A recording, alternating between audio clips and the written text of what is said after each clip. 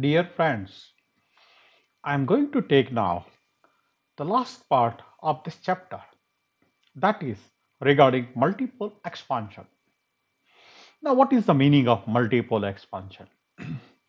Until now, you might have studied about the monopole, that means the point charge, and due to that point charge, at a distance point, the electric field and potential you find out, or in a region of the space, you find out the electric field or potential due to that point charge. But now we consider that in a region of the space, that means some small region of the space, the charge is continuously and non-uniformly distributed. And because of this charge distribution, we want to find out the potential at a distance point. Now, the question is this: how to find out that one? There are two things. Normally, what we do, if the distance point is very, very far away from this localized charge distribution, then what we do?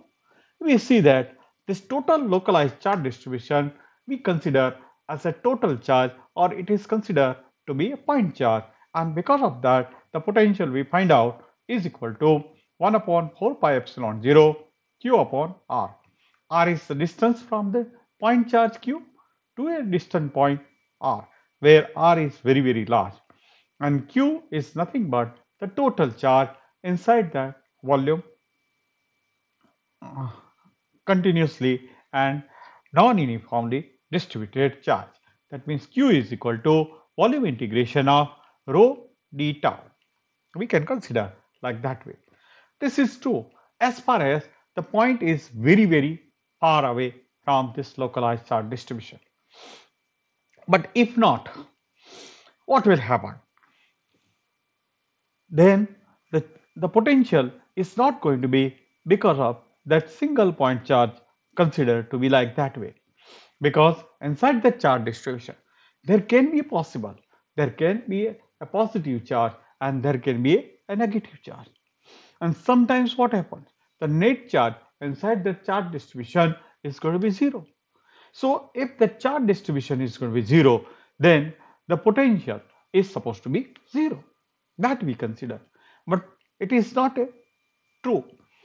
As a near distance, the potential due to the dipole is also going to be created, because you know what is a dipole? There is a positive charge q and negative charge minus q, equal and opposite charge, separated by a certain distance. It is kind of physical dipole, and the net charge is zero. But they create electric field also, they create a potential also at nearby point, and similarly, there exists a dipole. Similarly, if there are two dipoles are going to be there opposite to each other, then it is called quadrupole. That quadrupole also creates a potential nearby to the charge distribution. And if there are more quadrupoles are going to be there, they are back to back quadrupoles are going to be there, which is called octupole. They will also contribute potential nearby to that region. That means potential is not going to be zero because of the net charge is going to be zero. So this is called multipole expansion. That means in that charge distribution, there is a monopole is exist, there may be a dipole is exist, there is a quadrupole, there is a octopole, and there is a multipole. Each term is contributing a potential at a particular point. So this we are supposed to study now. So again, we'll start from the previous things. So approximate potential at a large distances. If you are very far away from localized charge distribution, it looks like a point charge, and the potential is to good approximation is Vr is equal to 1 upon 4 pi epsilon 0 q upon r, where we have taken that local charge distribution is equal to the q, total charge q is going to be there. We have often used this as a check on the formula for a V. But what if the q is going to be 0? That means the net charge in that charge distribution is going to be 0. You might reply that potential is then approximately 0 And of course, you are right. In a sense, indeed, the potential at large distance r is pretty small, even if q is not going to be 0, because you know that potential is inversely proportional to the r.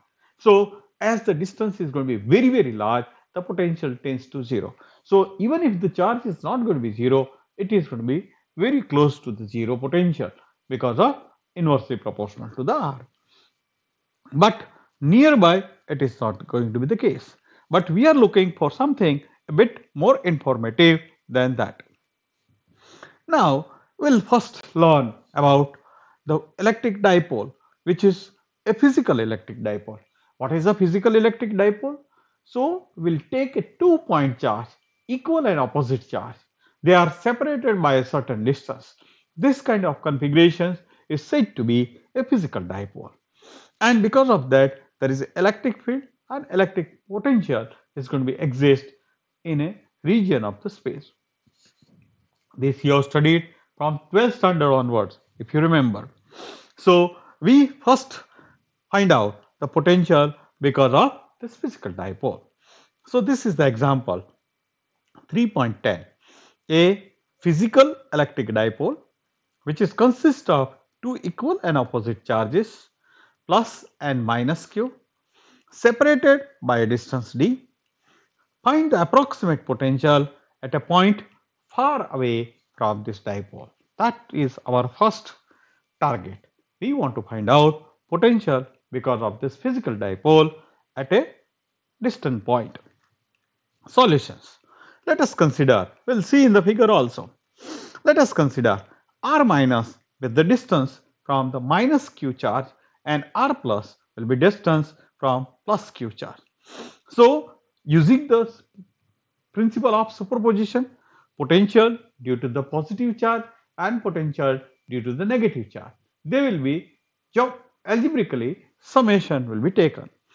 So, the potential at a distance point r is equal to 1 upon 4 pi epsilon 0 due to the positive charge q upon distance from the positive charge, that is r plus, minus because the charge is going to be minus. So, here the minus sign is be due to the negative charge upon distance from this negative charge to a distant point where r minus is going to be there. We will see in this figure. You can see that this is a positive charge q plus q and minus q. They are separated by distance d. So, midpoint of this one is taken as a reference point, and with respect to that reference point O, the distance point is going to be this. So, this distance is represented by this bold arc, and distance from plus q to that point is represented by r plus, and minus q to that point is represented by r minus. So, if our previous equation, if we substitute, this q is going to be common because c is the magnitude of the charge that can be taken outside. So, q is a constant, 1 upon 4 pi epsilon 0 is a constant, 1 upon r plus minus 1 upon r minus, that we have to find out. So, 1 upon r plus minus 1 upon r minus, that comes out to be approximately d upon r square cos theta. How it comes out? We'll see that it is through using the cosine rule. What is cosine rule? If this is the angle between these two vector r and this is going to be r plus, distance d between these two is a constant. So, this direction is not going to be changed. We can consider it is a z direction also. With respect to z, this is going to be the angle theta. So, this is the distance r, where with respect to this distance r, we want to find out the potential.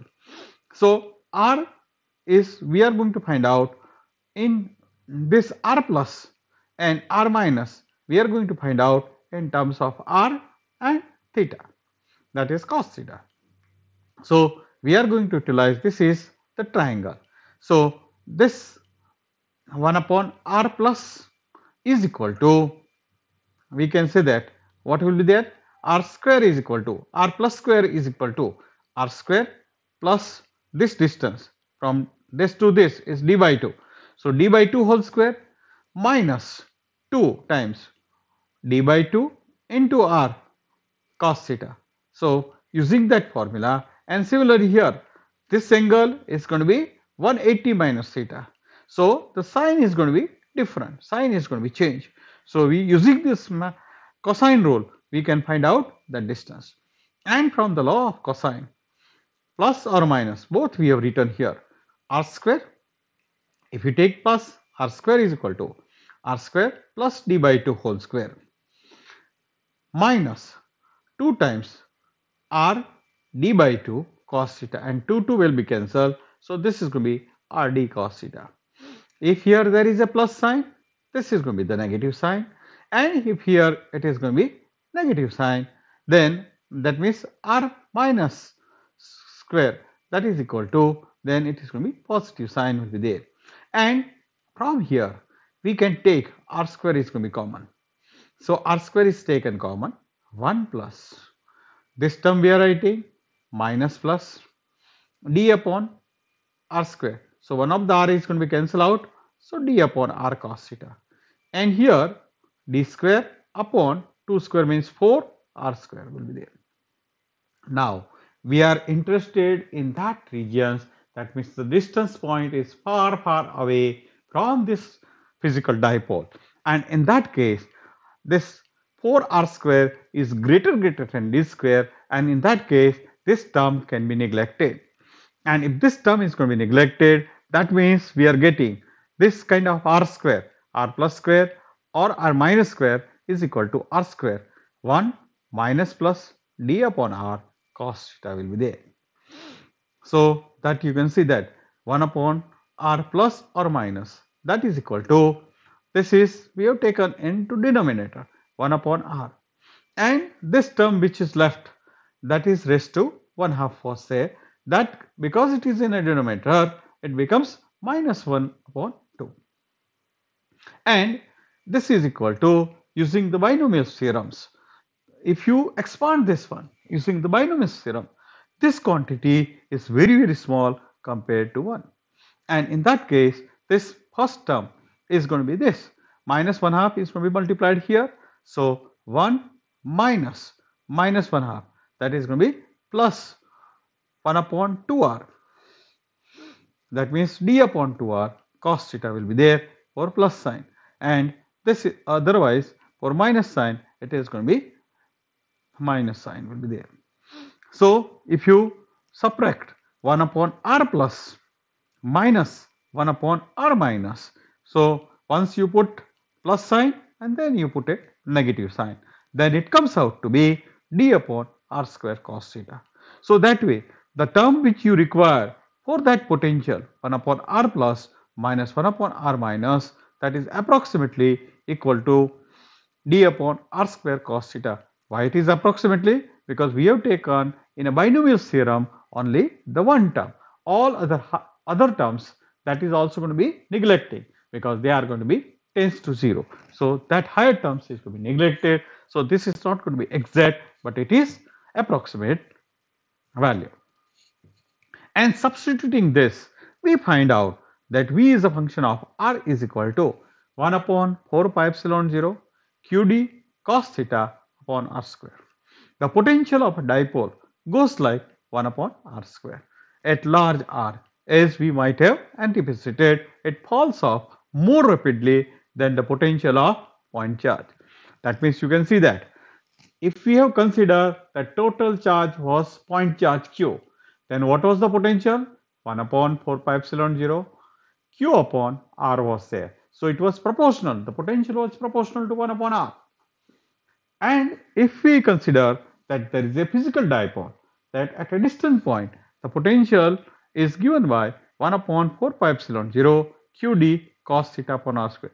Qd also you can write a dipole moment. Qd is nothing but dipole moment p. So p cos theta upon r square. So potential is proportional to 1 upon r square. So the potential of a dipole goes like 1 upon r square. At large r, as we might have anticipated, it falls off. That means as the distance increases, the potential of dipole falls more rapidly compared to the monopole. That means due to the point charge, it is falls off like 1 upon r. Here it is falls off 1 upon r square. So more rapidly it comes to 0. If we put together a pair of equal and opposite dipoles to make a quadrupole, the potential goes like 1 upon r cube. For back-to-back quadrupoles, octopole, it goes like 1 upon r raised to 4 and so on. What it indicates? That means if there is a charge distribution is going to be there, continuous and non-uniform charge distribution, which maybe contains dipole, which maybe contains quadrupole, which maybe contains octopole and so on.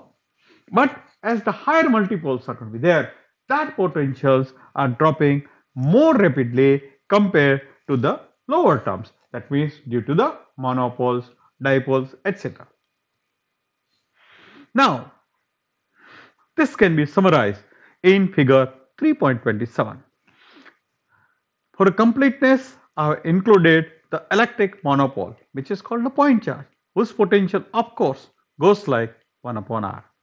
So here you see in the figure 3.27, this is a point charge q is going to be there. Because of that, potential is proportional to kq upon r. So it is proportional to 1 upon r. If you take a dipole to equal and opposite charge, minus q and plus q, dipole potential is proportional to 1 upon r square. If there is a quadrupole, this is one dipole, this is another dipole. Both are opposite. Either you can consider this dipole and this dipole. They are having actually the vector quantity, equal and opposite dipoles. So the total dipole moment is going to be 0, but it is forming a quadrupole. Here, because of this quadrupole, potential is proportional to 1 upon r cube. And if there are two quadrupoles are going to be there back to back, this and this, then they are forming octopoles. You can see that this is a three-dimensional picture. Every vertex is there is a charge, and they are going to be adjusted in such a way that quadrupole moment is going to be 0, but the octopole moment is going to be there, and this octopole is contributing a potential as proportional to 1 upon r raised to 4. This can be expanded. Now we'll study a systematic expansion of the multipole expansion, and that create a potential at a distance point. Example 3.10 pertains a very specific charge configuration. I propose now to develop a systematic expansion for the potential of any localized charge distribution in power of 1 upon r. So, in a binomial theorem, the higher terms which we have neglected is not going to be neglecting now. We are going to interested in exact potential contributed because of all the multipoles. So that way we are going to develop this method. So pertaining to a special charge configuration, I propose now to develop a systematic expansion for the potential of any localized charge distribution in power of 1 upon r. Figure 3.28 defines the relevant variables. The potential at r is given by V is a function of r, the potential is a function of a distance r is equal to 1 upon 4 pi epsilon 0, the volume integration of 1 upon r, that is distance from this localized charge distribution, and inside that localized charge distribution we have considered one reference point. So from that reference point to a distant point, this is a distance r where we are calculating the potential. Rho is a function of r dash actually and d tau dash. What is this? We'll see here in the figure. So here you see this figure. V is a function of r, that is equal to 1 upon 4 pi epsilon 0, 1 upon r rho r dash d tau dash. So because of the limitation of the symbol etc., I have taken the picture now. So you understand this, what is r dash and r, difference between these two. You see this figure 3.28. This is a localized charge distribution. So in a region of the space, there is a non-uniformly, continuously charge is distributed. So, and inside this localized charge distribution, this point is a point O, which we consider as a reference point. With respect to that reference point, at a distance point P, and the distance is called this R. And the potential is a function of this R. Remember, here this R is nothing but this O to P, OP distance is going to be there. Now, this distance is going to be constant. Now, inside this localized charge distribution, it is non-uniformly and continuously distributed. So, what we have to find out? How we find out the charge? So, this total volume is divided into different volume elements d tau 1, d tau 2, d tau 3, etc. And each one, the volume elements d tau 1 will be having r1 dash, r2 dash, r3 dash.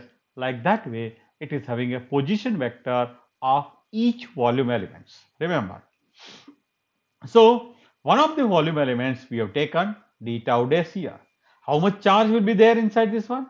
Let us consider that this volume element is very small and the charge density inside this one is going to be the rho, and that rho is a function of r dash. That means because of here the volume element is going to be there may be a charge density rho 1 will be there. So, rho 1 into d tau dash is nothing but the charge inside this volume elements. And with respect to this volume element, the distance of the point P is going to be this r. So, the potential contributed by this volume element is going to be charge upon the distance from this volume element to the point P. That means charge is nothing but rho r dash into d tau dash, charge per unit volume multiplied by volume element. So, this is the total charge inside this volume element divided by this distance r. And if we are taking the summation or integration over the entire volume elements, that will give you the potential contributed at point P with respect to this reference point O, that is at a distance r. So, this is the equation we have to evaluate. How to evaluate here? You see that rho r dash is also variable because rho is a function of r dash. Volume element is changing inside this one. That means r dash is variable, and because depending upon r dash, the rho volume charge density is also changing. So, this quantity is a variable. And as the position of d tau dash is changing inside this one, this r is also variable. So, this r is also variable. So, this we have to find out now using this law of cosine rules. Now, angle between this r and r dash, let us consider this angle is going to be alpha. So, using the law of cosine, we can write this r square, that is variable r square, is equal to this r square plus r dash square minus 2 times r dash cos alpha. So, using the law of cosine, we can write down this equation. From this equation, r square is taken as a common. So, r square is taken outside, 1 plus r dash upon this r square, that means r dash upon r whole square, minus 2r r dash upon r square, 1 of the r will be cancelled. So, minus 2 r dash upon r into cos alpha. So, this equation r square is taken as common. Now, what we are interested? 1 upon r, that is our role. Here we wanted 1 upon r. So, first we will take 1 upon r square and then we take under root, or you can take r is equal to under root of this one. That means r into, inside the bracket you can put 1 plus, and whatever these two terms are there, these two terms you can convert as epsilon. So, 1 plus epsilon and raised to 1 half will be there, because you have to take under root both the sides. So, r is equal to r into under root 1 plus epsilon. Value of epsilon is equal to r dash upon r whole square minus 2 times r dash upon r cos theta, that you can take r dash upon r whole square, and from this term r dash upon r.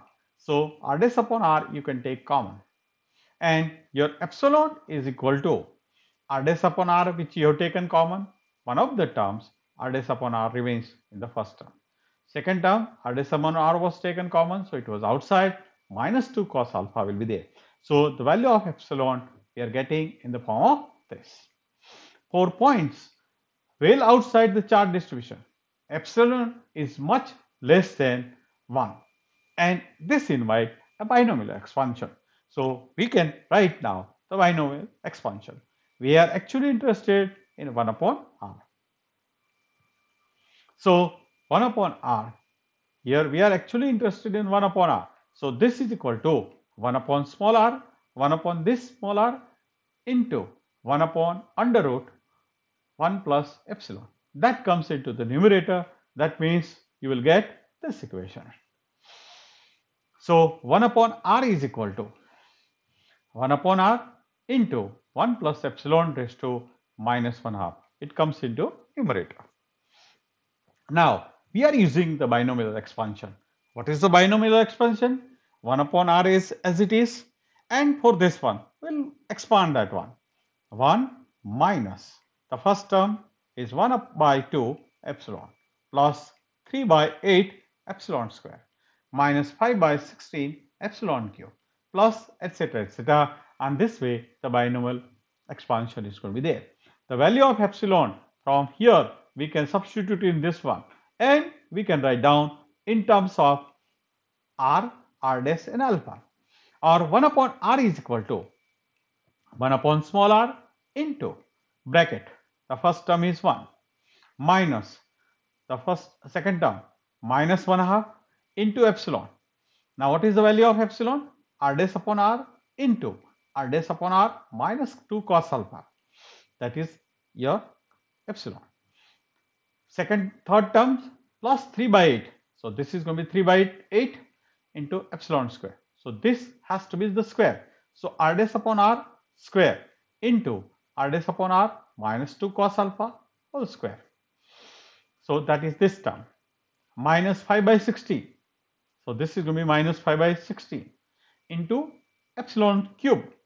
So r dash upon r cube into r dash upon r minus 2 cos alpha whole cube plus etc. So we have substituted the binomial expansion 1 upon r in terms of r, r dash and alpha. Next, what we are going to do? We are going to collect the terms in the power of r dash upon r raised to 0, raised to 1, raised to 2, raised to 3, like that way. So from the previous equation, if you gather the term like r dash upon r raised to 0, that is going to be 1. So here the multiplier is going to be 1. So it is nothing but, you can say that we are gathering the terms of power of r dash upon r. And what is the coefficients comes out to be here? Here the coefficient is going to be 1. That is nothing but Legendre's polynomials. And P0x, P0 cos theta is going to be 1. P1 cos theta is going to be cos theta. So it is going to be cos alpha, you can see that. And P2 cos alpha theta is equal to 3 cos square theta minus 1 by 2. So this is nothing but P2 cos theta. This is going to be 5 cos cube alpha minus 3 cos alpha upon 2. This is nothing but P3 cos alpha, and like that way. So the coefficient of the power of r dash upon r is nothing but the Legendre's polynomials. So in the last step, I have collected together like powers of r dash upon r. Surprisingly, their coefficient, the term in the parentheses, are Legendre's polynomials. The remarkable result is that means we can write in terms of the summation. So 1 upon r is equal to this 1 upon r into summation of this one. Summation start from n is equal to 0 to infinity. So for 1 we can substitute r dash upon r raised to 0. That means it is going to be 1. And P0 cos alpha, that is going to be 1. So you will get this first term. If you are substituting n is equal to 1, that means r dash upon r raised to 1 into P1 cos alpha, that is going to be cos alpha. So this term will be there. If you substitute n is equal to 2, that means r dash upon r square into P2 cos alpha, that is equal to 3 cos square alpha minus 1 by 2 plus n is equal to 3, that means r dash upon r raised to cube into P3 cos alpha. P3 cos alpha is equal to 5 cos cube alpha minus 3 cos alpha by 2 plus etc. In the last step, I have collected together like power of r dash upon r. Surprisingly, their coefficient, the terms in the parentheses, are Legendre's polynomials. The remarkable result is that means you understand this. From this result we can obtain the result in this form. That means we can write down in terms of Legendre's polynomials. That is equation 3.94. This value upon 1 upon r we can substitute in our potential, which was variable. So substituting this back into the equation 3.91 and noting that r is a constant. As far as the integration is concerned, I conclude that the potential at a distance point r is equal to 1 upon 4 pi epsilon 0 sigma n is equal to changing from 0 to infinity, and the distance from reference point to a distant point r was constant. So that is taken outside of this integration. So 1 upon r is to n plus 1. Here there was r dash upon r was there raised to n. So r raised to n, and here there was 1 upon r was there. So it combines and you get 1 upon r raised to n plus 1. The integration of r dash raised to n Pn cos alpha rho r dash d tau dash. So this is the exact potential we get because of this localized charge distribution. Or more precisely, if we expand this one, we'll get this one. V is a function of r is equal to 1 upon 4 pi epsilon 0. First term. How to obtain the first term? Substitute n is equal to 0 in this one. N is equal to 0, that means r is to 0 plus 1. So 1 upon r, side the integration, and this is going to be r dash raised to 0. That means it is going to be 1. P0 cos alpha, that is going to be 1. Rho r dash d tau dash. So this is the first term we are getting inside the bracket. 1 upon r, the volume integration of rho r dash d tau. This is the potential contributed because of monopole, remember. Now, if I substitute n is equal to 1, that means 1 plus 1, 2. So 1 upon r square. So you are getting 1 upon r square, r dash raised to 1. So r dash P1 cos alpha, that is going to be cos alpha. So you get r dash cos alpha rho r dash d tau. So this term, this is the second term, which is the potential contributed because of the dipole, remember. Then if I substitute n is equal to 2, that means 1 upon r cube, 2 plus 1, 3. So 1 upon r cube, this is going to be this, r dash square, n is equal to 2, that's why. P2 cos alpha. What is P2 cos alpha? 3 cos square alpha minus 1 by 2. So 3 by 2 cos square alpha minus 1 half rho r dash d tau dash. This is the potential contributed because of the quadrupole, remember. And if I substitute n is equal to 3, that means 3 plus 1, 4. So 1 upon r raised to 4, which term is not written, but you understand.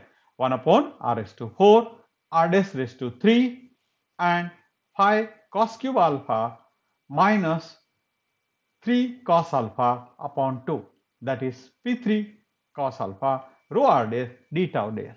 That is the potential contributed because of octupole terms. This is the desired result, the multiple expansion of V in power of 1 upon r. The first term n is equal to 0 is the monopole contribution. It goes like 1 upon r. So you understand that in equations, the potential contributed by monopole terms, the potential is proportional to 1 upon r. Dipole terms, the potential is proportional to 1 upon r square. For quadrupole, the potential is proportional to 1 upon r cube. And in octupole, the potential is proportional to 1 upon r raised to 4, and so on. The third is quadrupole, and fourth is octupole, and so on. Remember that alpha is the angle between r and r dash. So the integral depends only on the direction of the field points.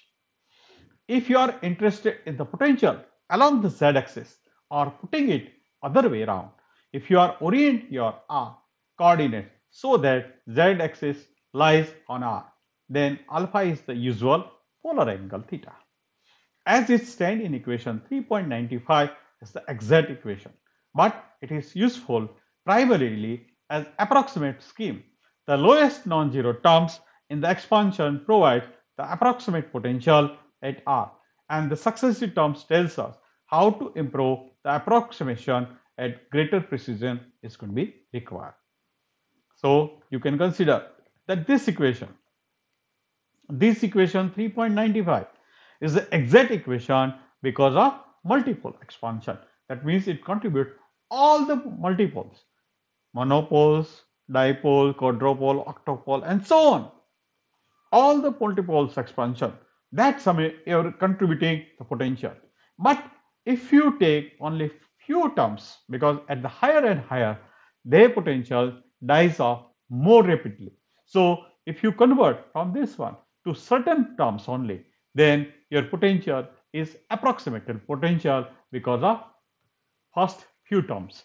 But if you are adding more and more terms in that one, that means you are converting approximate potential to the exact potential. That is the meaning of large thing.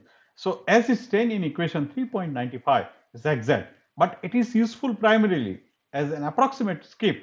The lowest non-zero terms in the expansion provides the approximate potential at a large r, and the successive terms tells us how to improve the approximation if the greater precision is required.